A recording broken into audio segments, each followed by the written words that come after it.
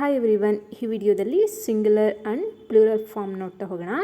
Singular means the word refers to one thing that's called singular ಅಲ್ವಾ. ಯಾವುದು ಒಂದು ಎಂಬ ಅರ್ಥವನ್ನು ಸೂಚಿಸುತ್ತೋ ಅದನ್ನು ನಾವು ಸಿಂಗ್ಯುಲರ್ ಏಕವಚನ ಅಂತ ಕರಿತೇವೆ.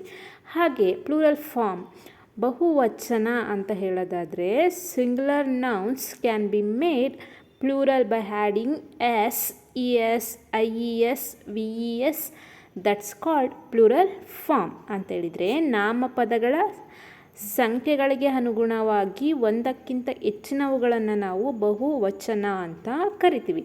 ಅದೇ ಕನ್ನಡದಲ್ಲಾದರೆ ನಾವು ಯಾವ ಒಂದು ಪದಕ್ಕೆ ಗಳು ಅಂತ ಸೇರಿಸ್ತೀವೋ ಅದು ಬಹುವಚನ ಆಗ್ತಾ ಹೋಗುತ್ತೆ. ಫಾರ್ ಎಕ್ಸಾಂಪಲ್ ಮರ ಅಂತ ಇದ್ದಾಗ ಅದು ಸಿಂಗ್ಯುಲರ್ ಏಕವಚನ, ನಾವು ಅದಕ್ಕೆ ಗಳು ಅಂತ ಆ್ಯಡ್ ಮಾಡಿದಾಗ ಬಹುವಚನ ಆಗ್ತಾ ಹೋಗುತ್ತೆ. ಆದರೆ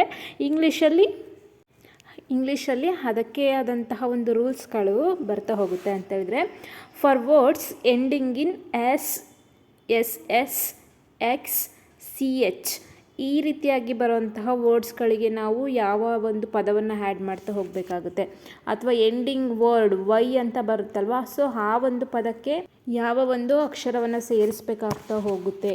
ಹಾಗೆ the letter before Y is a consonant changes the Y is I E S ಅಂತ ಹೇಳಿದರೆ, ಯಾವ ಒಂದು ವ್ಯಂಜನದ ಮುಂದೆ ವೈ ಅನ್ನೋ ಒಂದು ಪದ ಬರುತ್ತಲ್ವ, ಸೊ ಅಲ್ಲಿಗೆ ನಾವು ಐ ಇ ಎಸ್ ಅನ್ನು ಆ್ಯಡ್ ಮಾಡ್ತಾ ಹೋಗಬೇಕಾಗುತ್ತೆ. ಫಾರ್ ಎಕ್ಸಾಂಪಲ್ ಬೇಬಿ, ಅಲ್ಲಿ ಏನು ಬಿ ಅನ್ನೋದು ಕಾನ್ಸನೆಂಟ್, ಬಿಫೋರ್ ಕಾನ್ಸನೆಂಟ್ ಬಂದಿದೆ ಅಲ್ವಾ, ವೈನ ಒಂದು ಬಿಫೋರ್ ಕಾನ್ಸನೆಂಟ್ ಬಂದಿದೆ, ಸೊ ಅಲ್ಲಿಗೆ ನಾವು ಏನನ್ನು ಆ್ಯಡ್ ಮಾಡಬೇಕಾಗುತ್ತೆ, ಐ ಇ ಎಸ್ ಅನ್ನು ಆ್ಯಡ್ ಮಾಡಬೇಕಾಗುತ್ತೆ. ಅಂದರೆ ಬೇಬಿ ಇದ್ದಿದ್ದು ಬೇಬೀಸ್ ಆಗುತ್ತೆ ಅಲ್ವಾ. ಸೊ ಇದೇ ರೀತಿ ಏನು ವೈ ಯಾವುದೇ ಒಂದು ವ್ಯಂಜನದ ಮುಂದೆ ವ್ಯಂಜನ ಆದ ನಂತರ ವೈ ಬಂದಾಗ ಅಲ್ಲಿಗೆ ನಾವು ಐ ಇ ಎಸ್ ಅನ್ನು ಆ್ಯಡ್ ಮಾಡ್ತಾ ಹೋಗ್ಬೋದು.